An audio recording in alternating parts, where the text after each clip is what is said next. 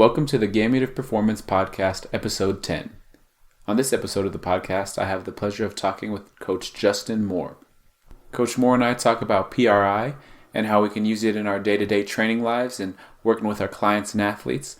Then we also talk about cueing and language and how the delivery can really affect how someone perceives and understands what we're actually saying. We then go into self-education and how we can avoid the trap of being purely consumers. This one has a lot of deep concepts and a lot of rich content, so without further ado, here's Coach Justin Moore. Coach Justin Moore, thanks for being on today. Really excited to have you on, and we've been trying to iron out some details for a while, so glad we finally got to link up. Yeah, I'm really excited to be here, and thank you very much for having me. I really enjoy meeting new professionals and other professionals in the field that I haven't interacted with before. Because it just leads to a lot of great conversation and sharing of ideas. So I'm excited to do this. Good. So I've been following you a little bit, parabolic performance, a little bit of dark side strength, some of the videos that you put up with like Quinn Hinock. So can you just briefly explain some of your career path and where you are now and how you got there? Yeah, absolutely. So I took kind of an interesting approach to getting to where I am now. In school, I was a communications major. I was an athlete my whole life. Played football in college, and kind of got to the end of my undergrad after having 3 ACL reconstructions. Yeah, that was not fun. Yeah. But I had those injuries, and because I got to the end of my undergrad and realized that I had fallen in love with training, and I really couldn't see myself working in communications my whole life. Yeah. I kind of took the opportunity and then went back to school for grad school, and decided I wanted to try to push my way into this industry. Okay. I got an internship with Seton Hall, and so I worked with their strength and conditioning staff, and then I got really lucky because I found Parabolic was looking for an intern. They were starting with brand new, just opening up a performance division. And so I got an opportunity to volunteer as an intern there. And after about a month, basically they offered me a part-time coaching position. And so I was able to stay on with Parabolic Performance and Rehab as a part-time coach. And from there, I parlayed that into a full-time coaching position, which then came into a bunch of other opportunities. And so now I wear a couple different hats for Parabolic. I'm the education coordinator for them, for their in-house coaching and physical therapists, so I provide education for the company. I also am the head coach of our Manalapan location, where I work with small groups, private individuals, athletes, Gen Pop, the whole 9 yards. And then I also am the head coach of our NFL Combine program. So every year I'll work with our Pro Day and Combine group, getting them ready for their day, and that's a really interesting time of year and a really interesting kind of part of coaching that I didn't expect that I'd be in, which was really cool. But it all really started with, being an athlete who was injured and who needed a way to try to get back to playing and get back to some normalcy in my life because I kind of had lost control of my weight. I kept having these recurring injuries that were knocking me out of the game that I loved. And so I found the weight room as a way to not only deal with that and cope with that, but also to get my body physically prepared to get back to football. And inevitably I did. I was able to go back and play at a high level. And so I wanted to not only be able to help people in the way that training helped me, but I also wanted to be able to teach people and give people information that I never had. So, there were some things that I look back on and I'm like, man, I wish I knew what I, knew now. Yeah. I wish somebody had told me these things and I think it might have helped me a lot. But now I have the opportunity to impact other people's lives. And so, that's what I do through education, through coaching and through working with higher level athletes to try to teach them good principles and to train them the right way. That's awesome. I mean, it's funny how injuries are career ending for a lot of people, but for a lot of strength coaches, that's where their injury or that's where their career began, right? It's crazy. So you do a lot of PRI stuff, right? So how did you end up getting into PRI, and how do you use that in your practice day to day? Okay, so this is a big question. Yeah. And this is one that I get asked a lot. So it's fun to go into. So I think stories are really important. And that's something I took from Dr. Ben House. Hearing him speak, he's an incredibly smart guy, but he's always coming back to explaining and talking about the emotional component of things, right? Mm-hmm. And so when I explain PRI, because it can be somewhat of a controversial topic in terms of, it seems that some strength coaches are all for it, mm-hmm. and they embrace it and they want to learn it. Mm-hmm. Other strength coaches kind of see it as, too rehab-ish, too not enough training, right? So I want to come at this from the perspective of, I was and am a meathead, right? Yeah. And I'm an athlete, right? Yeah, yeah. I love to lift. I love to train. Uh-huh. Like, we're going to get after it in the weight room, kind of thing. But at the same time, I ran into a point where I was broken, right? Mm-hmm. I was a competitive Olympic lifter after football ended for me. Mm-hmm. And I was trying to train 3, 4, 5 days a week hard, right? Yeah, yeah. And my knee was killing me. Like, I was broken. I couldn't even demonstrate for my combine athletes. I hated lifting. Like, everything was kind of spiraling out of control for me. And I was like, I need to see a doctor. So I saw a doctor, and, he was like, well, there's nothing really wrong with your knee. But, maybe we can do a clean out since you've had so many surgeries already. And I was like, that doesn't sound really like I want to get into that.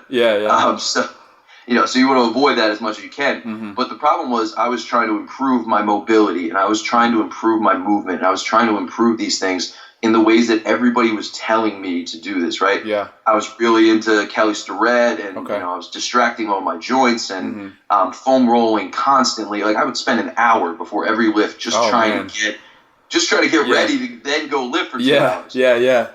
So basically, I finally hit a breaking point, and I said to one of our physical therapists at Parabolic, whose name is Joe Myron, who is an incredibly smart dude. I learned so much from him, and he's taught me a ton. I said, I need some help. Like, is there anything you think we can do about this? And he's like, yeah, like, I'll treat you. And he's like, don't do surgery. Don't even think about it. Like, let's do this first. Yeah. I'm like, okay, fine. So he starts treating me, and along the way, I remember he was assessing me, doing he had his comprehensive assessment, and he's watching me do a Turkish get-up. Yeah. He's like, man, you love that extension strategy, don't you? And I'm like, I guess. I have no idea. I guess. I'm just doing my thing here. Yeah, exactly. And so he basically took me aside, and he put me in what we call the 90-90 position, which is, if you can imagine, laying on your back. Yeah. Feet are elevated on the wall, knees and hips are at 90 degrees. And he basically had me, he coached me through 90-90 breathing, and he had me find my heels and posteriorly rotate my pelvis using my hamstrings. And he had me, work on taking a long, full exhalation. And within 5 breaths, I was shaking, sweating, convulsing, whatever you want to call it. But I'm sitting there going, I can squat 500 pounds. Yeah.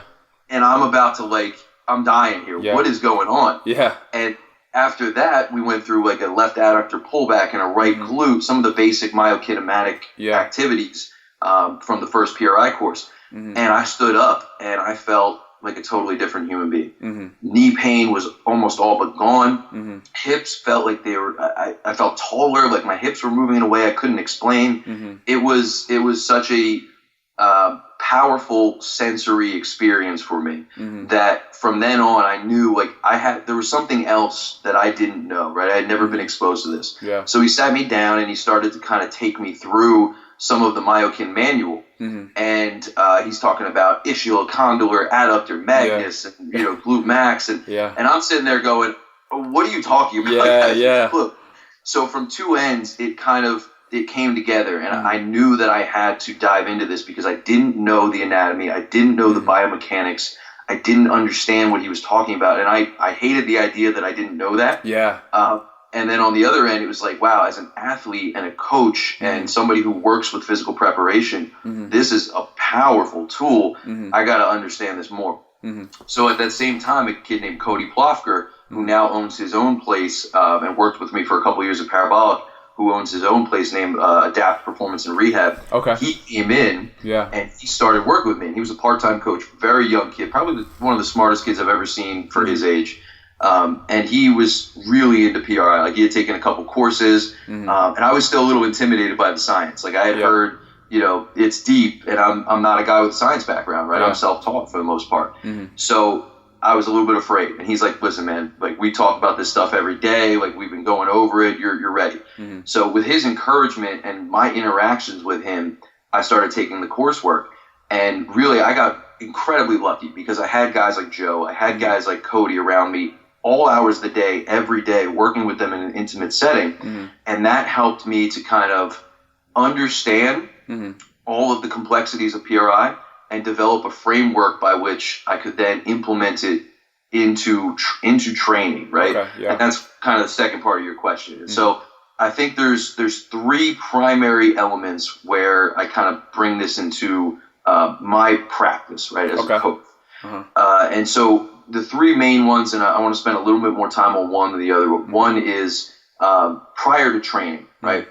Anytime we're using actual PRI-inspired activities, we're doing it usually either before or after training, right? So prior to training, the primary goals that we're looking to accomplish are improve joint position or optimize joint position, right? Okay. And the goal there is to increase available degrees of freedom. So if you imagine one of the biggest lenses, one of the most important things that PRI has taught us is appreciation for the proximal segments of a joint, right? And proximal position before distal motion, right? And so we need to make sure that if we need someone to express full hip flexion, that we're able to get them into a position where they can express that. And so I like to use the analogy of, if you have a 10-floor elevator, right? And you try to hop on the third floor of that elevator and tell it to go up 10 floors, you only got two options. You're either only going up 7 or you're going to blast through the roof of that elevator, right? It's not going to work. But if I get on the ground floor, now I have a full 10 floors to go up and down. So that's the same thing with something like hip flexion as an example. If I start in anterior pelvic tilt, that is a position of hip flexion. That's my acetabulum rotating over my femur into hip flexion. And when that happens, I now might be starting in 15, 20 degrees of hip flexion. So I'm only going to have 80 to 85 left over when I go to, say, squat or deadlift, right? And now we see things like impingements, right, on the front of the hip. We see things like butt wink. We see things like people feeling like they're going to fall over backwards when they try to descend. So, and we'll get into that a little bit more in a second, but that's what I'm trying to do is I'm trying to teach people to be able to manage these proximal structures better. And the way we can do that is by putting them into positions where we take away some of the need to potentially manage gravity, right? And we teach them to manage pressure through teaching them to breathe properly. And we teach them to do things like use their hamstrings to posteriorly rotate a pelvis. We teach them to do things like exhale fully to move their rib cage down, in, and back to then set a good rib cage position through which they can take an actual diaphragmatic breath. And by doing so, we actually bring their center of mass backwards.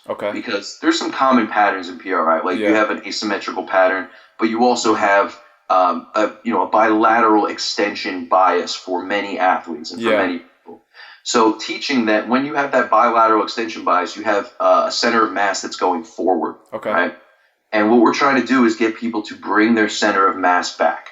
We're trying to get them to go from an anteriorly tilted position to a more neutral, quote-unquote, position. We're trying to get them to bring their rib cage and their thorax down, in, and back so that they have sagittal plane control of their body, which means that they're managing their center of mass more effectively. And now, when they go to lift after they do these activities, right, we can maximize their ability to change levels and squat. We can maximize their ability to express hip flexion and deadlift.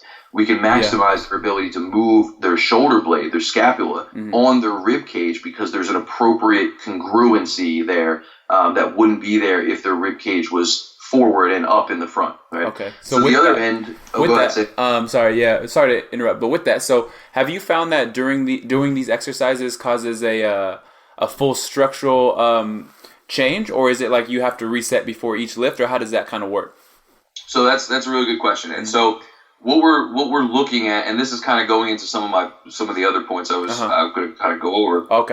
But what drives us into that position in the first place is really the question we have to ask, right? Why are we there? And so there are internal asymmetries of our body that tend to drive us towards one side of our body over another, right? We have a liver on our right that supports our right hemidiaphragm. We have a heart on our left. We have a motor cortex that is more powerfully, let's say, like more oriented towards motor control on the left, which controls the right side of our body, right? We have these internal asymmetries that tend to bias us towards our right side. Okay. That, because of that, we also tend to adopt these positions in times of stress, right? Stress is what drives us into positions where we feel safe, we feel comfortable, we are more efficient, right? Because our brain during times of threat and stress wants to minimize the number of things it has to deal with. It wants to maximize efficiency. And it wants to make sure that we are safe and able to get out of that threatening situation. So basically what's happening is stress is driving us into these positions. So when we do these reset activities or we do these PRI biased activities, we're not necessarily looking to make structural changes to muscle, to bone, right, to joints. What we're really looking to do is make neuroplastic changes over time. So what I'm looking to do is teach somebody the motor control. Let's say, you know, again, we'll use the 90-90 example. We're using the floor as giving them an opportunity to feel their entire back on the floor, right? The floor removes the need to manage gravity. It also gives them an opportunity to find their heels and find their hamstrings in a very safe and controlled environment, right? And then they're going to work on breathing and getting a full exhale. And so over time, yes, likely they're going to need to work on this continuously because it's a new skill, and because afterwards, whether they're an athlete or Gen Pop, they're going to leave my gym and they're going to go exist for a number of hours outside. I might see them only 2, 3, 4 hours a week. So we're trying to empower them to work on these things on their own. But at the same time, through training, through life stress, there are going to be times where they're biased back into these certain positions, right? They fall back into an extension position. They fall back into an asymmetrical position because stress drives them there. And so over time, what we're looking to do is use these activities to continue to improve neuromuscular control and to essentially rewire their brain a little bit and teach them a new strategy and teach them a number of new strategies and teach them to be able to manage their body, manage their respiration, manage gravity, and manage gases so that they're able to, as you said, like not need to constantly do this. But to be honest, if you're training hard enough and you're existing outside of the training space and dealing with regular stresses of life, these things may be something that you do every day, but you might progress them over time as you develop. As you develop the neuromuscular control to be able to do that. No, that makes sense. That makes total sense. And that's kind of what the things I've seen. You know, a lot of people that I've known have been a little bit using PRI. They get tired of using it. You know what I mean? Because they don't see that direct change. And I know it's kind of some of the exercises are lengthier, right? And so they just kind of throw it away. And so that's kind of what I was getting at, and that perfectly answers it. So I like that. So on that point, you make a really good point there, by the way. So, and this is something I talk with young coaches who are learning this all the time. You need to be able to show the person, or you need to be able to experience change if you're ever going to make this stick as a habit or as part of your life, right? And so sometimes when young coaches first start out, they may not have taken a course. They may have just seen some PRI activities, right? And they try them, right? Or they try them on their clients. The problem is they don't necessarily understand the why. They don't necessarily understand the complexity of the coaching points. And they don't give their clients a sensory experience that drives them to recognize that, this is different. There's something going on here, right? It's amazing how much you can get people to buy into this if they feel the things they're supposed to feel. Because it is entirely novel, right? The first time you get a left adductor and a right glute on somebody, and that thing lights up, it's like, whoa, where did that come from, right? Exactly, No, that's a good point. Go ahead. So as a coach, you need to be able to not only, and this is stolen from Pat Davidson, who is just brilliant, is killing in the field right now in terms of this kind of stuff, but you need to have sensory motor competency checklists, right? There's a sensory component and a motor component. The motor component are the things that you as a coach need to see happen, right? I need to see posterior rotation of a pelvis. I need to see the rib cage move down, in and back, and kind of disappear into the abdomen, telling me that I have a zone of apposition. I need to see the cranium, the thorax, and the pelvis align in one straight line, stacked over top of one another. I need to see a full foot contact, right? Yeah. Those are motor competencies. Those are coaching points. Okay. But at the same time, the client also needs to have sensory awareness of the muscles involved, right? They need to be, if they're working on sagittal plane control, I need to be able to feel my abs. I need to be able to feel my hamstrings. Those are our primary anti-gravity muscles. Yeah. If I'm working on more frontal plane action, I'm still going to need abs, but I'm going to need frontal plane abs, and I'm going to need like a left adductor, right? Yeah. If I'm working on a left adductor. If I'm getting into some more transverse plane stuff, I need to feel airflow going to my right chest wall to drive right trunk rotation, and I need to feel a right glute max working. Yeah. And when you get those things working and you coach the technical details well, people will go, wow, like this is so different from anything I've ever experienced before. Yeah. And that's really critical. So to your point, if you're just doing the exercises, I can totally see where people might be like, I don't really know what I'm getting out of this. Yeah. But if you see objective changes from table tests that you might take, and you actually experience the feeling of bones moving and of muscles doing their job in a way that you've never experienced before, it sticks. No, that makes total sense, and that's a really good point, right? And so you mentioned Pat Davidson. And so the other day I saw you posted a video on Instagram, right, of him, and you had this cue of having your heel balance over a quarter and your big toe step on a little bit of gas, right, which actually worked for me like, miles that I didn't really think it would. So awesome. How important is, thank you for that, by the way. Yeah. No problem. How important is like language, cueing, details, and how has that evolved for you over the course of your profession? Yeah, I mean, that's huge, and that's something that I've learned over time. Like, you can have the best training program, you can have the best exercise selection. Yeah. If you are not able to articulate your message well, you are not able to get people to learn. It's everything, really. Yeah. You have to be able to do that. So that kind of side of things, there's a couple different ends, right? And you had some interesting follow-ups to this question. Yeah.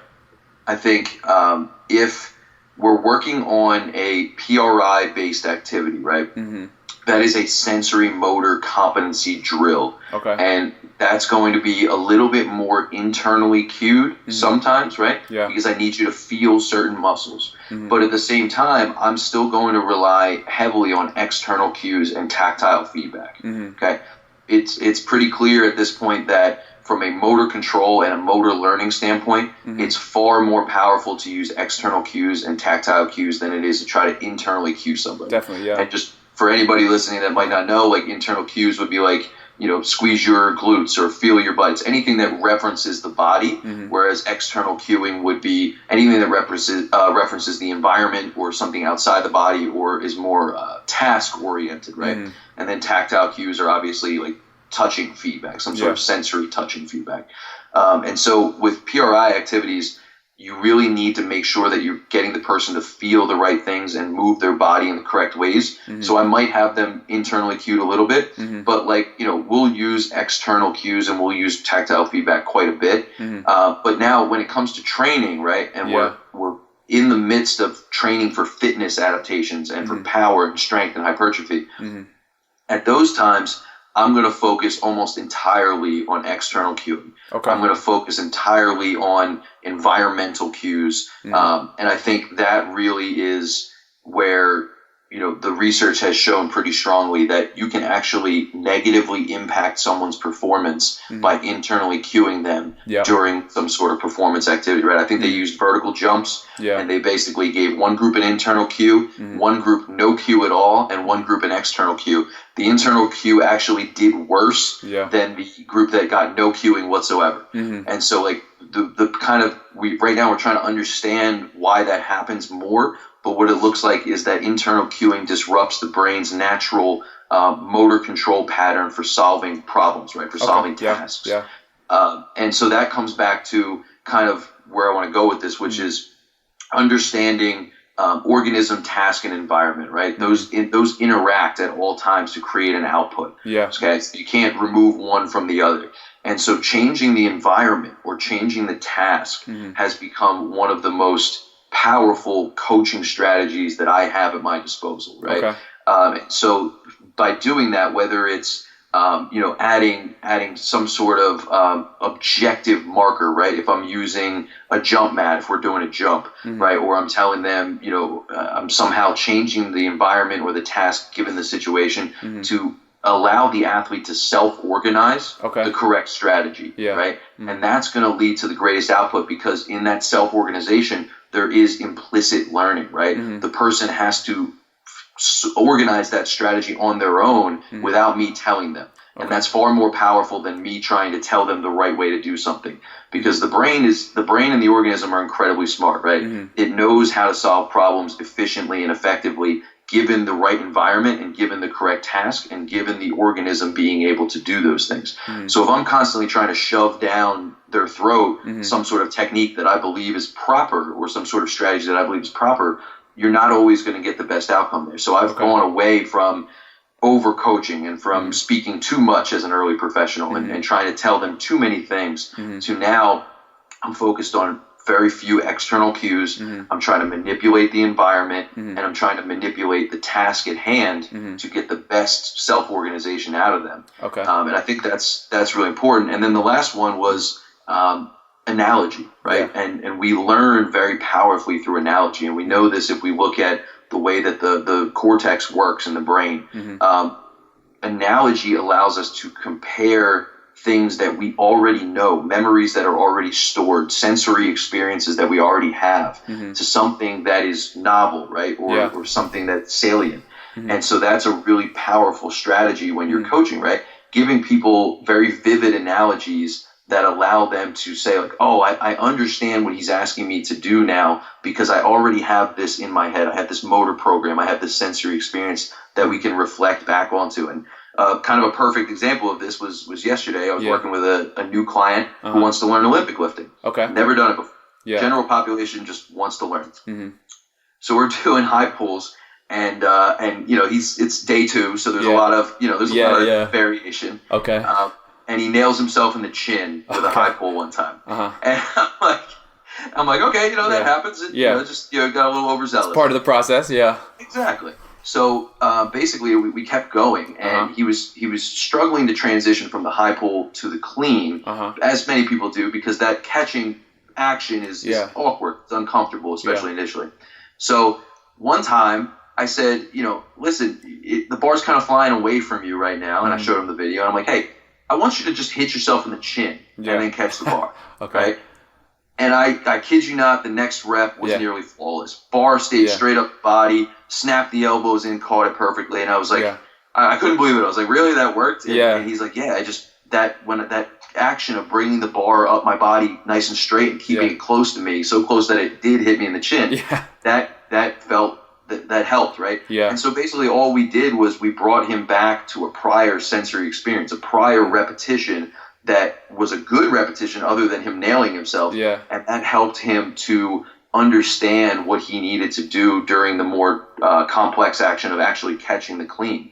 And so the more we can tie in analogy and sensory experience and memories of things that they already have, the better off we're going to be. Oh, that's a good point. And you talked about changing, right, the task and the environment a little bit. Do you just mean like more like scaling down an activity, right? So instead of, say, a snatch, maybe working on a pull or something like that. Is that what you mean, or what do you exactly? So let's see a good example. So are you familiar at all with like Lee Taft's work and some of this he does? Okay. Lee Taft is a guy who, and this kind of comes from the research on dynamical systems theory, which is that, primarily that every output is an emergence of the interaction of these variables. And we, as much as we want to reduce things down to like this causes this, it's never that way, right? It's too complex a system. There's too many variables interacting dynamically at all times. Lee Taft, without actually, I don't think, ever really studying that science, is probably one of the most brilliant practitioners on the face of the earth. Because what he understands is when he's teaching somebody multi-directional speed or speed training, right? Changing the task or changing the environment can make a dramatic impact on the person's ability to perform the output, right? And so let's say, for example, we're trying to teach somebody to accelerate effectively, right? Yeah. And we know there are certain positions we want them to hit. We know we want to see the piston-like action of the legs. We want to see like a torso and entire body angled forward, front side mechanics, all of these things. And so, we may have somebody just sprint, right? Yeah. But there's no definitive task or there's nothing really to tell them how to execute that sprint other than I need you to get from here to there quickly. Yeah. But if it's just them, then there's no real demand on the system to figure that out effectively, right?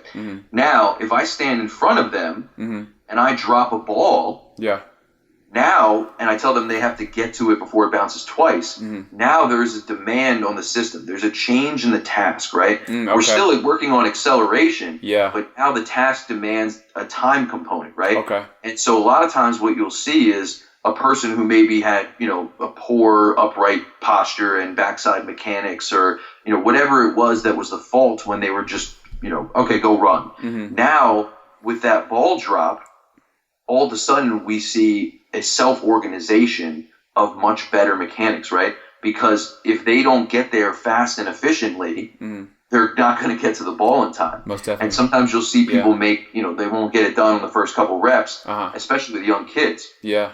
And all of a sudden, by rep 2 or 3, they figure it out. Okay. And now they're catching the ball before it bounces twice almost every time. And I didn't do any coaching of proper acceleration mechanics. They figured them out because the task and the environment demanded that they alter what they were doing. Okay.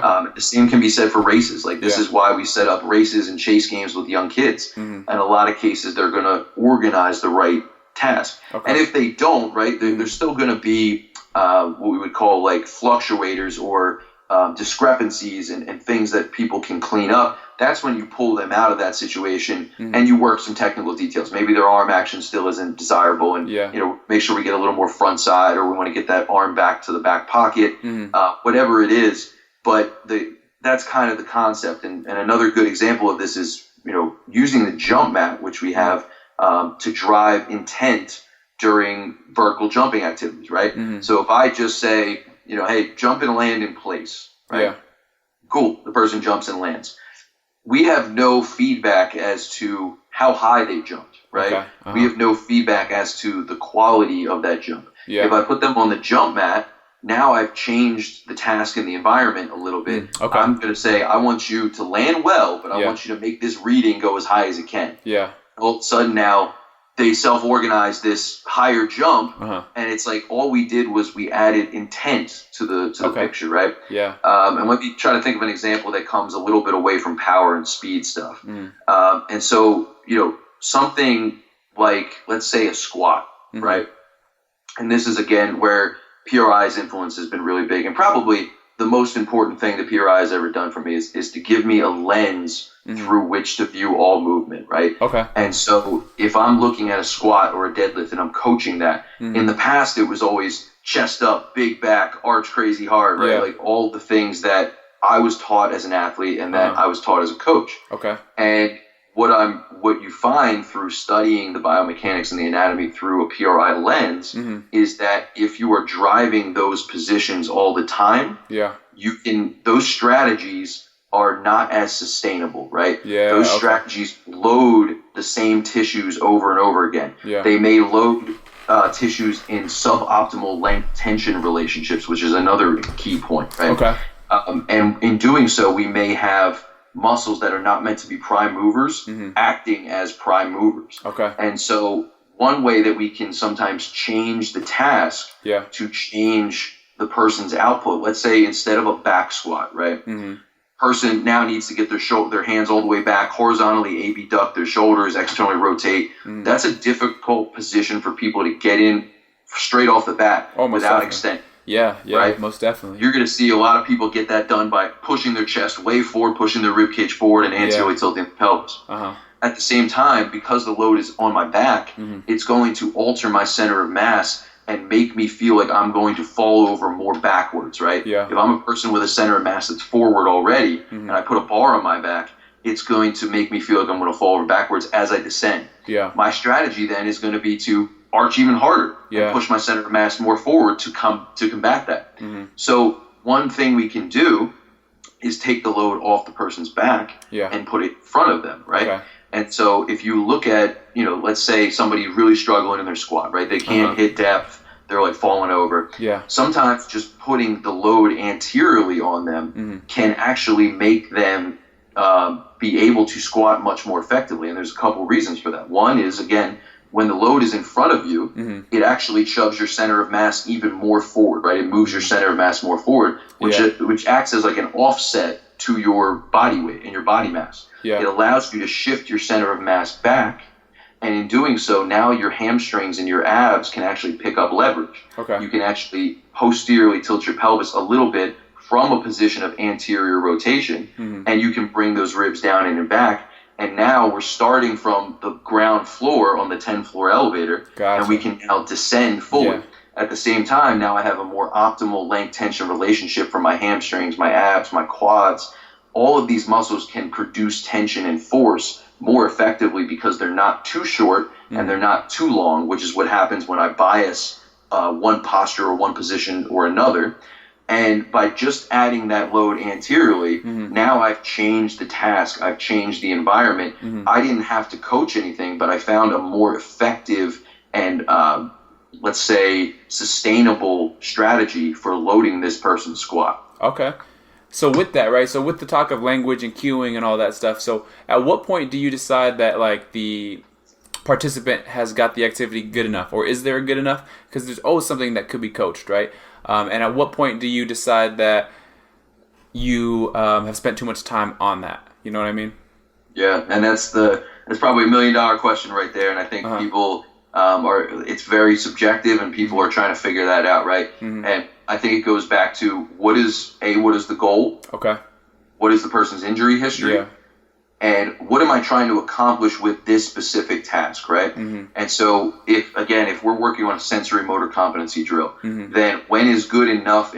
It's when I see measurable changes in their table tests. Okay. Like their ranges of motion, their degrees of freedom actually make change, right? Or when they actually feel the correct muscles and when I see the correct motor actions, right? Yeah. But if we're talking about something more training related, right, we have to ask ourselves, what is the goal of the activity, right? If I'm trying to drive up force production or max strength, there are going to be times where I need to extend, right? I need to get into positions that would not be necessarily favorable from a PRI perspective if we're stuck in them all the time. But the thing is, there's nothing wrong with those positions, and that's where I think some people get a little mixed up with PRI. PRI is not saying extension is bad. PRI is not saying stress is bad. PRI is saying extension and stress when it's chronic and when it's the only strategy you have, that's bad. If you don't have an alternative strategy, if you don't have variability, if you don't have options, that's not good. But when I'm coaching somebody, right, and I'm looking at them performing this activity, if I have a high-level athlete looking to maximize force production, I don't necessarily want them going into end range extension in their spine and anterior tilting their pelvis. But a little bit when they're going for like a max squat or a very heavy squat is inevitable. Right? That strategy allows us to stabilize. It allows us to lock into the sagittal plane. Yeah. And so the key is, as you said, when is too much too much? And so I think if you start seeing, people say like, oh, I'm feeling this in the wrong places, right? Okay. They tell you they're doing a squat or a deadlift, and all they're feeling is their quads and their back. Yeah. Right. That's not something I want, right? Because we know that deadlifts and squats are lower body exercises. My abs and my spinal erectors and my torso muscles are meant to help stabilize and keep control, but they're not prime movers. Yeah. The prime movers are my lower body propelling muscles, my propulsion muscles. So if I'm coaching a squat or a deadlift or a clean or whatever it is, I need people still feeling those muscles work as they push the ground away. Because think about it, like if I'm using my back primarily to squat and all I feel is my back because my spinal erectors are more well positioned to work than my hamstrings, glutes, and quads, then how much transfer is that going to have to my vertical jump? Yeah, no, you know what I mean? Or whatever it is that I'm trying to improve. Yeah. So we have to figure out, what is the goal of the person? Are they just trying to look good, feel good, be healthy? Are they trying to maximize performance? And so basically I would say that I have kind of a 0 to 3 scale, kind of like the FMS in my mind. A 3 is like a unicorn. It's perfect. It's flawless. We're rolling. A 2 is there's some compensation, but it's within acceptable means to me. Okay. And I would say that it's still a safe and sustainable strategy. So that's a person who can feel it in the right places. During most times, they can maintain good position under load, right? And a 1 would be like they can't do it. And so then I need to either intervene as a coach or I need to regress the activity to something more appropriate to them. Maybe, again, changing the place of the load, changing the nature of the activity. And a 0 is pain, and then I'm referring to my physical therapists. Okay.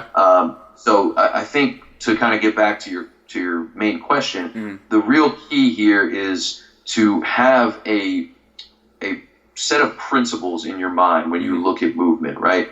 When I look at movement, I'm looking for as much congruency between the cranium, the thorax, and the pelvis as possible when I set up, right? Because that tells me that I'm starting from a relatively neutral position and I have options, right? From there, I need to descend into, let's use the squat as an example. I need to descend into that squat. I need to make sure that I have a full foot contact, heel, big toe, and little toe. I need to make sure that my rib cage stays relatively positioned over my pelvis with a more vertical torso than I would see in a deadlift, right? So I don't want somebody pushed all the way forward, but they don't have to be straight up and down. And I want to see them not go into excessive extension, and I definitely don't want to see them go into excessive flexion either, right? I'm looking for kind of the midpoint between those two extremes, and then I want to see them push through their whole foot and drive their body back up into the standing position where they are going to assume a position of, again, cranium over thorax over pelvis. And when they do that activity, and then I ask them afterwards, hey, like, what did you feel working primarily there? And they tell me, like, I felt my hamstring, my quads, my hamstrings, my glutes. Then I'm like, hey, we have that's good. We have a good activity here. We can load this. We can train this. You're going to be able to effectively absorb and adapt to stress doing that exercise, because the tissues that I want to load are in position to receive the load, right? Now, if it goes the other direction and that person descends in the squat and their rib cage flies forward and they got that huge arch in their back, and they're on their heels, their toes are coming off the ground, and all that's happening, and at the end I say, hey, what'd you feel there? Well, I kind of feel my knee and I feel my back. If they're telling me that they feel joints or that they only feel certain muscles when I know other muscles should be primarily helping to move their body and their load through space, that's when I know that some intervention needs to be made. And so the cue that you mentioned was an important one for me because, as we talked about, center of mass management is very important. Center of gravity in general management is very important. And so for me, as a very extended individual at all times, being able to squat is a challenge because I have restrictions in my range of motion of my hips, and I have for a very long time.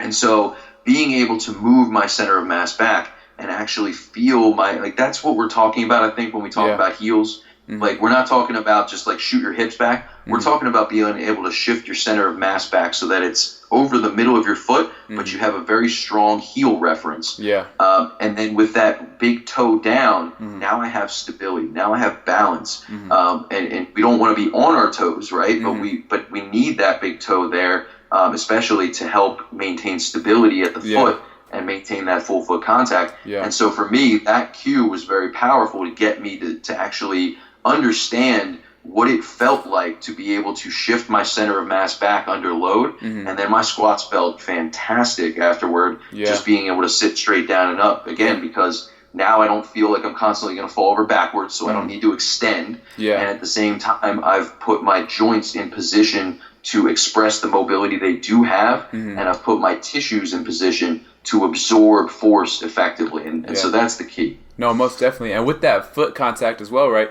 you just get so much more feedback throughout. And so if you have to make a correction, then you know what correction needs to be made, right? So that's one of the biggest things that I found with that as well. So we talked a little bit on the training piece, right? So what kind of key performance indicators are you monitoring, say with your NFL Combine group or any other group, for example? And so what are some of the off-season tests and assessments you might use? Yeah, so we are very proud of our assessment process, and I think we've kind of built it over the years into something that is pretty comprehensive. And so basically, especially with the Combine guys, but with anybody who's athletic and has certain goals, we're going to break it down into different categories, right? We're going to have our movement screening. We're going to have our movement assessment. And so we'll come in and we'll have a conversation with them, right? And that first conversation is going to give us a lot of information about them. It's going to give us a lot of information about their readiness, about how they view training and their goals, right? And that's critical. Yeah. But then once we get them in the gym, we're going to start to look at PRI table tests is kind of our first one, right? Okay. And that's my reference for and again, they're PRI tests like in that an adduction drop test is also known as a modified Ober's test. So a PRI appreciates that it's not a test of IT band tightness necessarily. It's more of a test of position. Okay. And so that is a PRI kind of lens, but at the same time, these are all basic joint range of motion tests that you might do on the table. Okay. And all that's telling me is the position of the axial skeleton. Yeah. And it's giving me a proxy to the person's autonomic state, right? If I have somebody who's incredibly toned up and incredibly extended, right, and they can't extend their hip, they can't add up their hip, they have no internal rotation, I know that this is going to be a more sympathetically driven person. This is a person who is invariable, who is stuck in the sympathetic end of the autonomic nervous system, the fight or flight response, right? And so underlying a lot of what PRI is trying to do is trying to provide variability to the nervous system. And so that gives me a proxy for kind of like how they deal with stress, what kind of state are they in right now. And so I'll use that for our table test, right?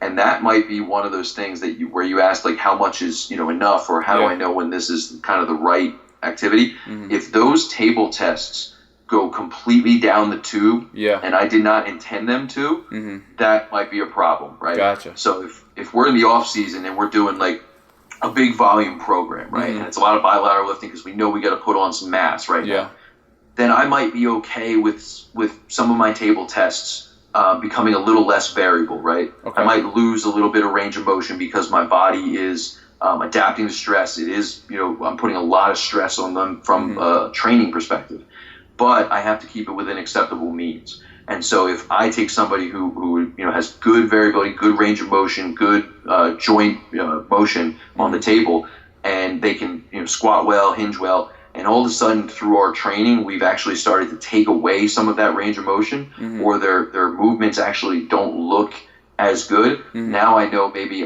we're pushing into too far overreach, too far overtraining, right? Might have to take a step back. Okay. So that's a good thing to have. And then we'll move on to our more performance bias indicators. Okay.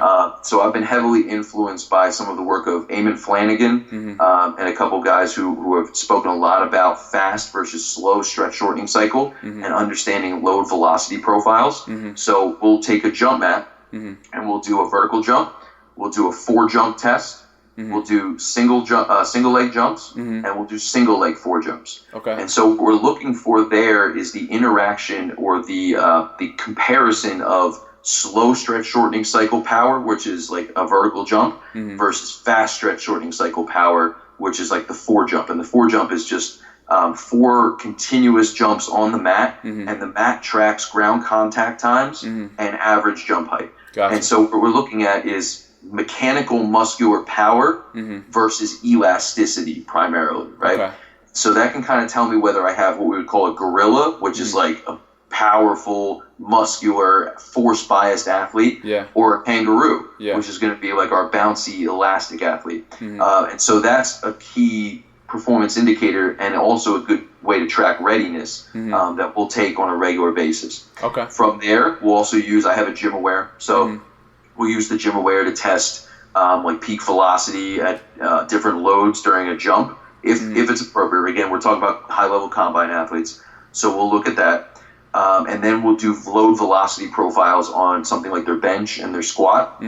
And like if we're going to train those lifts primarily, we can get estimated 1 rep maxes using the gym aware. Okay. And we can also get a sense of where they produce force well and where they don't produce force well, right? And so that's kind of the key. Like if I have somebody who, you know, their peak force occurs at a pretty high velocity and then the peak force drops off, that's going to be more of a kangaroo type athlete who may need more max strength training.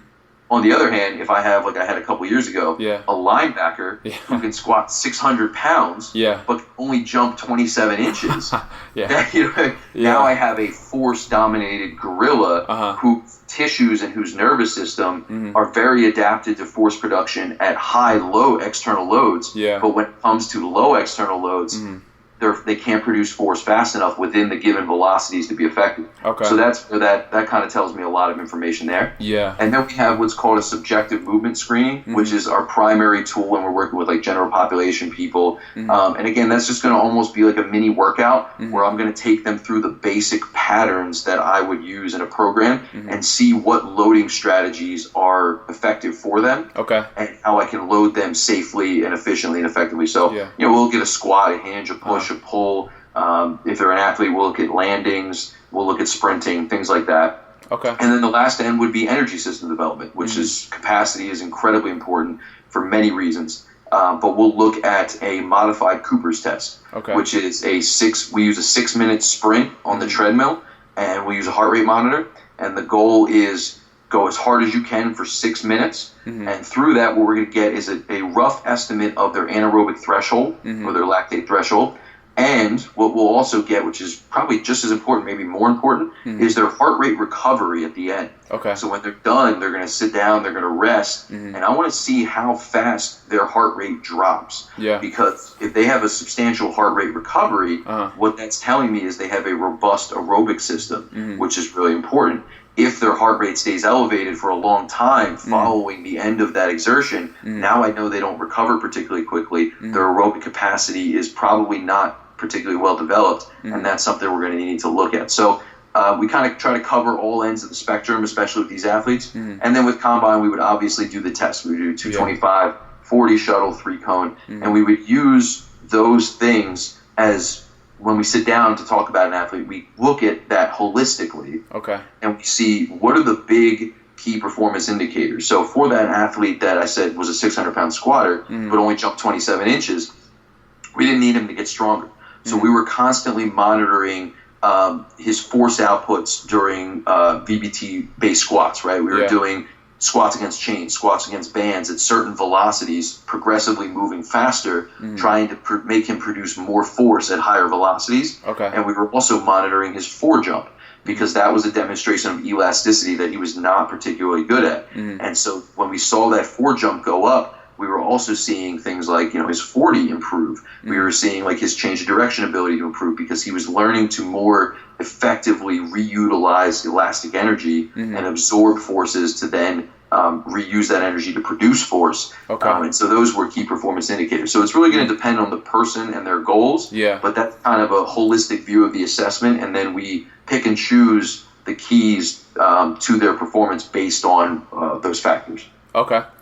So with where you work, right, there's a large range of skill levels and ages, chronological and training age, right? So how do you modulate to get the best neural adaptation? So say you have a football player, right, very, very big, so maybe he's not necessarily doing like death jumps from a height because you're worried about the stress, right? So how do you modulate that and still get him a neural adaptation to, say, like you said, power, right, for example, that linebacker versus strength? How do you work on that? Yeah, I think that's really important, and there's a couple things that come to mind when we talk about neural adaptations. The first one is quality, right? Quality of repetitions is the most important thing when we're trying to maximize power, when we're trying to maximize output, right? So regardless of age and skill level, especially if I'm trying to develop those like high threshold motor unit recruitment neural adaptations, and those really elastic, powerful activities, I need to make sure the quality is high. So I'm constantly going to be trying to do these things in a state of low fatigue, right? I'm not doing a ton of repetitions. I'm not doing them with short rest periods unless there's a specific repeated sprintability reason to do so. So I'm making sure that they are well rested when they're doing it, regardless of age or skill level, right? Because we need them to move with the most speed and the most force production possible if we want to force the nervous system to adapt to that. Gotcha. Additionally, intent is critical. So the intent to move with the highest possible velocity and force that you can needs to be there if you're going to maximize those adaptations. And back to what we talked about earlier about the jump mat, if I'm just having somebody jump and land, they may be trying very hard. Like they may be giving me all the effort that they think they can if they're just jumping and landing in place. But if I now put them on the jump mat and they get objective feedback about how high they jumped and the quality of those reps, now all of a sudden, the first rep, they're not happy with their height. And the next one, they add 2 or 3 inches, right? And it's simply because they found another gear. They had a greater sympathetic arousal. They had a greater ability to access their full potential because we maximized intent. So we'll use that with young kids, too, because it's very safe. Like once they understand how to land properly, we'll tell them, like, hey, I want you to jump as high as you can on this number. I want to see this number go up. And they love it because it's like a video game, right? They're very used to competing against numbers to seeing how they can improve it. So it also creates a little bit of more engagement with that, if that makes sense. And so to kind of end the other point is I will always look for quality in that might also include ground contact times, right? So if I'm dealing with a high-level athlete, we might be doing some depth jumps. And I might bring out the My Jump 2 app, which allows me to calculate ground contact times and jump height. And I might film a couple of them and say, hey, that first one, way too slow off the ground. I need you getting off quicker. I need shorter ground contact times. And so now they have some objective feedback to do that. But at the same time, if I were to take a young kid who, say has not trained very much, and I had them do depth jumps or continuous hurdle jumps or something high level like that, you would quickly see that even though we all know that doesn't make sense, even if I did do it and I watched it, I would see that the ground contacts are not consistent with the kind of speed and velocity that I would want, right? And so with those younger athletes, something as simple as jumping rope, something as simple as aerobic plyometric style activities where we're doing extensive, very low level plyos where the focus is on getting off the ground very quickly, kind of like pogo jumps, or we might even do some stuff on like a foot ladder where we're doing multi-directional kind of low impact plyos. Those things allow us to get a lot of ground contact time, a lot of ground contacts built up and accumulate a lot of volume. That's going to lead to neural adaptations, but it's also going to lead to structural tissue adaptations in those young kids. And at the same time, we're going to go through our jumping progression. Like if we're working on a vertical jump, we're going to begin with like, hey, can you stand in place and do snap down and stick the landing, right, in a good position. And once you can do that, then we're going to move on to can you jump and land in place. And then maybe we'll do a jump to a box, right? And I'm looking for the ability to stick that landing in the appropriate position that we taught in the very first activity all the way up to the last one. And so I think, you have to just always have a progression and regression spectrum in your mind and where you're going. And so for a young kid, they might, be starting on the beginning of that, and the advanced athlete might be on the end, but they're still working on the same spectrum. And as long as you understand, that, then I think you can maximize neural adaptations in either population because you know where they are and you know where they can maximize quality and intent. Okay. So we talk a lot about the good parts, right? All the fun stuff in training, right? So how do we handle kind of the negative stuff? So if the worst happens and someone gets hurt in training, or they get hurt in sport outside of training, right? But we put in so much time and we said this is for injury prevent, like that kind of stuff, right? How do we handle the feelings that accompany the injury of an athlete in any capacity? And that's that's definitely something that I've struggled with in the past as a young coach. But I think what we need to recognize, first of all, I'm lucky because I have physical therapists 10 feet away. Yeah. They work in-house with us, and they're fantastic. So if I have somebody who's training and gets injured, I can refer them there and trust that they're going to be taken care of, right? And so that puts me at ease a little bit as well. Okay. But at the same time, obviously, I still never like to see clients get hurt. I never like to see athletes get hurt. Yeah. That's a big part of what we do. We want to see them optimize. We put a lot of time into it, right? Yeah. So what I think we need to recognize is that no matter what we do, it is impossible to prevent all injuries, right? Yeah. Thinking that we can prevent all injuries is almost disrespectful to the complexity of the human organism, right? Okay, yeah. Just the understanding of how many different systems are interacting all at the same time. Yeah. The understanding that outside stressors matter, right? All the time they spend outside of our doors matter. And then the fact that, like, when you're training and you're playing a sport, you can teach them all the skills that you can imagine. You can give them the best ranges of motion. You can put them into position to absorb and adapt to stress. And it only takes one mistake, one moment, and things can go wrong, right? Yeah. And so we have to be okay with that. And we have to say, like, we're going to do our due diligence. And we're going to do the best we can to learn and apply these skills. We are going to make sure that we are well educated as coaches, so that, like, as we talked about throughout with PRI, like, being able to coach very effectively and being able to know when too much is too much from a poor technique perspective, when or how to teach athletes to get into position to absorb and adapt to stress. Like, I have it every year with deadlifts. Kids can come in from school and they're like, they see trap bar deadlift on the program and they're like, oh, guess my back's going to be shot for 5 days. And I'm like, no, it doesn't have to be that way. Let me show you. And you teach them to, like, move their ribs, teach them to start in a more neutral position, to push through the floor instead of, like, drive into a big extension posture. And all of a sudden, like, they walk out and they're like, this is the first time I've ever deadlifted and walked out not feeling crushed. Like, my back doesn't feel crushed at all. So doing that can go a long way to allowing people to have a more sustainable training effect. But inevitably, when you're trying to train hard, we are narrowing variability. Like, when we're maximizing performance, we are narrowing variability for the sake of trying to maximize that performance. We have to give up some variability. That's how specificity works. So whenever you do that, you run the risk of dealing with some potential injuries or dealing with some issues. And so how to kind of cope with that, I think, is again, remember that no matter what you do, it will never be perfect, right? But you have to be okay with yourself and say, like, I did as much as I could do right now to take care of this person. And if they got hurt, then now what I need to do is take this as a learning opportunity, right?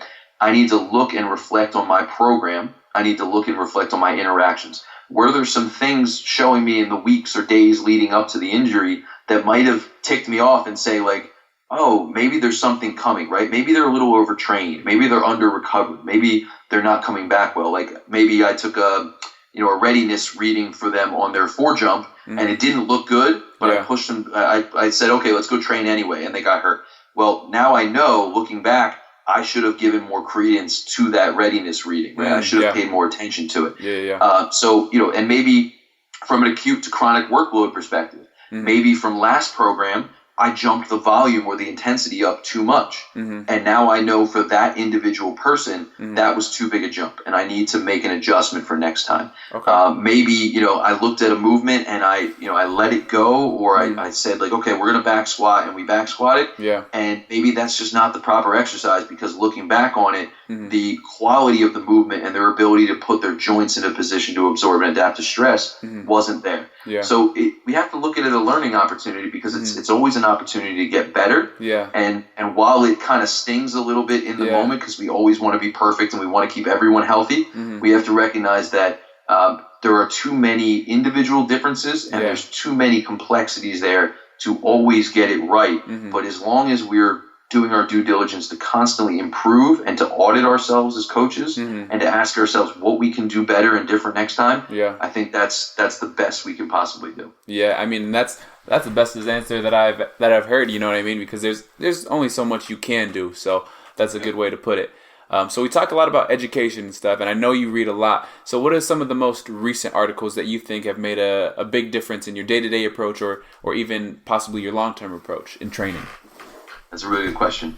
So I've actually been diving into a lot of Joel Jamieson's articles recently on 8 Weeks Out. Yeah. I've read for a long time, for some reason, like I read his book a long time ago, and it was incredibly influential. And that's honestly one resource, not an article, but Ultimate MMA Conditioning. It's a must read. Yeah. So I agree. I never read 8 Weeks Out, his website, too much. And so recently I've been diving into a lot of his work with kind of what he would term the intensity mindset. So he's been collecting HRV data for a long time now, and he's been looking at HRV. And what he's kind of now talking about is just how much people are overtraining themselves and buying into the idea that intensity all the time is the key, right? Like we always have to go hard. And how that can have its negative ramifications, right? And so I've been reading a lot about that. Reading a lot about the autonomic nervous system and the immune system and the interactions of, that with the vagus nerve, obviously, and kind of changing my perspective. So in my own training right now, I've actually backed off a little bit from the frequency of heavy lifting. I have my 3 really hard days, right? I'm getting after it with high volume. But then in between, I'm working on things like aerobic capacity. I'm doing lower intensity activities, and in doing so, I've actually already in the first couple of weeks noticed that like I don't feel like I'm missing anything from where I was training 4 days a week. Like I'm feeling I'm making good adaptations. My strength numbers are going the way I want, but I'm able to recover a little more effectively, and I'm not feeling so beat up all the time. So that's been influential, and it's something I want to look more into because with my higher level athletes, we've always trained somewhere in the area of 6 days a week, 4 of which were like an upper lower lifting split, and then 2 of which were like aerobic active recovery days. But I think sometimes even 4 days a week of high intensity training may not be as high intensity as we think they are because you're going in with a recovery debt basically. And so you can't actually get after it as hard as you want, and so you don't get as much out of it. So that's kind of what I'm looking at. I would also say that I'm going back and I'm looking over, I'm rereading a couple audiobooks from the Great Courses series by their Robert Sapolsky's lecture series. He was the guy who wrote Why Zebras Don't Get Ulcers and Behave, which are 2 books that like they're a little bit outside of the strength and conditioning kind of realm, but they're incredibly important if you want to understand the impact of stress, both acute and chronic, as well as human behavior. And I think as coaches who deal with humans on a regular basis, like understanding the why of why people behave the way they do is such a powerful thing. And so I've gone back over a couple of his courses. They can be found on Audible, and just I pick up so much every time that I go through them. It's incredible, and they're all about understanding the interactions of different segments of science on human behavior. So he's looking at immunology, he's looking at neurology, he's looking at biomechanics, he's looking at all kinds of different aspects, like different sociology kind of ends of things.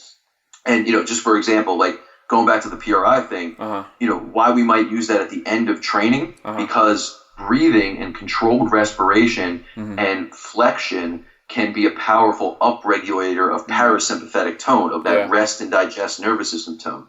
And what we know about stress is that our bodies, our nervous systems are kind of evolutionarily designed for acute stressors, right? We have that stress response. We respond the same way, whether a lion is chasing us on the prairie or whether we're sitting in traffic, cursing ourselves out. But, basically we are designed for an acute bout of stress. And so stress hormones, particularly glucocorticoids, they're called, they interact with the pleasure centers in our brain, which work on dopamine pathways, right? And so when they interact with the pleasure centers in our brain in an acute fashion, they actually enhance dopamine transmission. So we get a sensation of pleasure. We get a sensation of happiness, right? And this is something we know, right? If I do a nice workout, like a good workout that's short in duration and, moderately to high intensity, I almost leave feeling really good, right? If I get on a roller coaster, it's 3 minutes long, it scares the crap out of me, but I feel like a rush, like a high, right? However, if stress is chronic, now those same hormones, those same stress hormones, glucocorticoids, interact in the brain and inhibit dopamine transition. So if I'm stressed for a long time or overstressed or the intensity of the stress is too great, now I see a dramatic drop in pleasure. I see depression symptoms. I see a lack of wanting to do goal-directed behavior, right? All of these different things. And so maybe when we're looking at overtraining, maybe when we're looking at dealing with an athlete who is going through finals and training hard and going through a breakup and dealing we need to take into account the impact of stress on the brain, on the immune system, on all of the systems of the body. And so taking what Robert Sapolsky is teaching as a behavioral neurobiologist and applying that to what we can understand from a training and load management perspective is a really powerful thing. And that's why we use PRI as a recovery tool, because that controlled respiration upregulates parasympathetic tone and helps to recover from the stressor that we just put the person under. So that's a powerful one. And then I think finally, again, I haven't been reading as many articles recently. I've been reading a lot of research, and a lot of research related to the diaphragm, actually, because I've actually been going through PRI for about 3 years. I've learned a lot from their system, but I think there is a point at which you have to go outside their system to learn a little bit more and understand a little bit more about what they're teaching.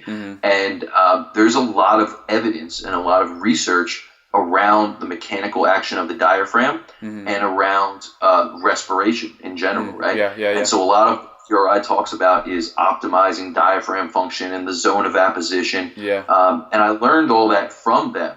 But recently I've been diving into the research to gain a better understanding of mechanically what's actually happening. And it's actually, it's really fascinating. And it's given me a greater understanding of how we manage intrathoracic and intra-abdominal pressure. It's given me a greater understanding of the mechanical action of the diaphragm and how to optimize its mechanical leverage. It's given me a greater understanding of just how and why important that is. And it's also shown me kind of some of the examples of pathological conditions, like people with quadriplegia. What happens to them when their diaphragm is functioning and they no longer have functioning of accessory muscles of respiration like intercostal muscles, like scalene muscles. So that's kind of changed my perspective a little bit in terms of looking at what are we actually getting at with these PRI activities and why are some of the things that they teach so important. That's been critical. And then as we talked about the power kind of spectrum, fast stretch shortening cycle versus slow stretch shortening cycle.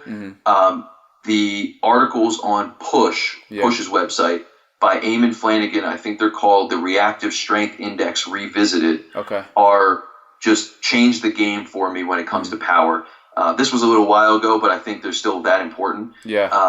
Basically, I came in thinking the Olympic lifts and jumps and some plyometrics, but I didn't understand what differentiated those things and made them unique and where they might go into a program. I kind of looked as power is power. So let's just develop power. Those articles gave me an understanding of fast versus slow stretch shortening cycle activities, the importance of reactive strength index, the importance of elasticity in athletic performance. So go on the Push website and check out Reactive Strength Index Revisited. Those articles were a game changer for me when it comes to power and assessing power in athletes. And I think you made a good point on the behavioral, right, and the social and psychological books and articles, right? That stuff is probably some of the biggest stuff we do dealing with people, right? Because if we have the same program and you have 3 different coaches coaching it 3 different ways, and the one that is tuned into that kind of science, right, they're probably going to be the one the most benefit. So I think a lot of people miss that, and that's major key in our profession. So big props to that kind of stuff. Let me add one actually to that too, because you just made me think of it because you were talking about behavioral and social sciences. There's a book called The Power of Habit. Which was short read, real easy read, but absolutely phenomenal because when we're dealing with people who want to achieve high-level goals, habit formation is the key, right? Consistency over time. And so that book essentially is going through the literature and through the information about how habits are formed, right? And so you can learn a ton from that and be able to help people who are maybe struggling to adopt new habits in their life and help them to understand how they can maybe put in different let's say cues and rewards and kind of play with the science of habit formation to make that something that's more sustainable. So The Power of Habit is a really important book there too. Awesome. I'm definitely going to put that one on my list. Awesome. So with this, right, how can we avoid the trap of being consumers, right? Because you see it all the time. People are posting, oh man, I read this many books this week or whatever. But how can we avoid just reading to read, and then how can we read to actually consume and use the information? Yeah, so that's a great question, and it's something that I've run into a little myself sometimes. Like sometimes I'll read a book or read an article, and I'll realize like later on I have absolutely no idea what just came of that. Exactly, you've gained nothing, right? Exactly. Yeah. But at the same time, one thing that really stuck out with me from a young man named Mike Camperini, who I worked with for a while, was a big influence on me. He was he worked as an intern at iFast in Indianapolis with Bill Hartman and Mike Robertson. Yeah. He told me one time that Bill said to him, if you can't draw it, you don't know it. Okay. So, very simple. Yeah. And so I took that, and like I may not draw everything. Sometimes I'll draw things out. Yeah. But for me, writing things down is an incredibly powerful tool. Okay. And to take that one step further, teaching is an incredibly powerful tool. Yeah. If you have to explain something to someone who knows nothing about it, it is amazing how many times you will recognize that you don't know as much as you thought you did. Yeah. And that forces you to go back, and it forces you to reflect, and it forces you to reread and to take out and extract important details. So having, as an education coordinator at Parabolic, having to present, having to teach, having to explain the why behind the things we do, and to create what we call we have modules basically for internal education that I created with Cody. Those things were an incredibly powerful tool to make me really internalize and, let's say, absorb the information that I was taking in. So I think the most powerful things you can do are take advantage of social media, write, post things, right? Explain why you're doing things. Teach, right? Take an opportunity to teach somebody who knows nothing about it, like an intern or a young coach, or even having discussions like we're having right now, where I've been forced through the whole time to kind of exercise my why, and this makes me better because I have to explain these things and consolidate these things, and then finally actually draw it out. You know what I mean? Even if you have to, instead of just highlighting the book, draw some diagrams out, draw out some, whiteboard some different interactions of variables, whether you're learning physiology or you're learning biomechanics or whatever it is. I think writing it down and getting it out of your head and actually making it applicable to what you do on a daily basis is incredibly powerful. And so to avoid just consuming, I think we then need to take the information and apply that almost as a second coat of paint, if that makes sense. No, that's really good. This has been an awesome conversation. And so last kind of thing, how can people reach out to you, follow you, ask you questions, and be on this journey with you? Yeah, and thank you again for having me. This was a lot of fun. I haven't done one of these in a while. So to find me, I'm very active on Instagram. I'm at JMSB _strength training. They can find me on Facebook. My name is Justin Moore. You can reach out to me and email me with questions at any time. My email is justin@goparabolic.com. And I'd be happy to talk shop or do things like this again. And then aside from that, my writings and some of the things that I've produced content-wise can be found on Dark Side Strength. There's an article on rebelperformance.com, which is James Serby's website. I've done some things with Michelle Boland recently, and if you're interested in more resources, Michelle and I and Kyle Dobbs and Lucy Hendricks actually just put out a 45-page document of every conceivable resource that we like from different areas, and it's all organized by like power, speed, nutrition. Like it's the most comprehensive resource list I've ever seen. So people can definitely benefit from that. And then finally, I did a couple podcasts. I did one with Just Fly Performance, which is Joel Smith's podcast. And I did one with Mike from Building Better Athletes, which was like a co-podcast with me and Cody Plofker. So you guys can check those out. And as I said, I'm always open to talking and answering questions. I love talking shop. So if you have my email and you have a question based on this, just reach out. Awesome. Well, thanks again so much for your time. I look forward to connecting with you more in the future. And have a great rest of your day. Absolutely, man. Thank you. You too. All right, talk to you soon. A lot of rich concepts, a lot of good information that are definitely going to require some follow-up. I would advise you to reach out to Coach Moore and follow up with more questions that you may have, because there's no way you can listen to this and not have any questions. Thanks again for listening, and if you enjoyed the podcast, please subscribe, give it a rating, like, comment, share on social media, and keep following, because there are plenty more super smart guests that are going to be on the show in the future. Once again, thank you for your time, and this is the Game Unit Performance Podcast.